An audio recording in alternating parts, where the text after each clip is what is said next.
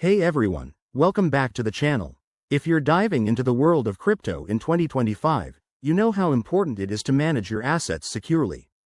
Today, we're tackling a common task: transferring your Polkadot tokens from a Ledger Nano X to Trust Wallet.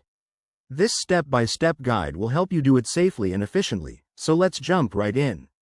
First things first, make sure you have both your Ledger Nano X and Trust Wallet set up. Your Ledger should be updated to the latest firmware, and Trust Wallet needs to have the Polkadot network added. Why bother with this transfer? Well, Ledger Nano X offers top-notch security for storage, but Trust Wallet is great for everyday access and mobile convenience. Step 1. Connect your Ledger Nano X to your computer using the USB cable and enter your PIN to unlock it. Once you're in, open the Polkadot app on your device.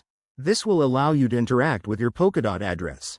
Next, open your Trust Wallet app on your phone or computer. Go to the Polkadot Wallet section and find your receive address. Copy this address carefully. Double-check it to avoid any mistakes, as crypto transfers are irreversible. Now, back on your Ledger Nano X, use the Ledger Live software or a compatible interface to initiate the transfer. Select the Polkadot account, choose the Send option, paste the Trust Wallet address, and enter the amount you want to transfer. You'll see a confirmation screen on your Ledger device. Review the details and confirm with your physical button. After that, sit tight. The transaction might take a few minutes to a few hours, depending on network congestion. Once it's confirmed, check your Trust Wallet to see your Polkadot tokens arrive. A quick tip: always use hardware wallets like Ledger for long-term storage to protect against hacks. And remember, never share your seed phrases or private keys. There you have it. You've successfully transferred your Polkadot.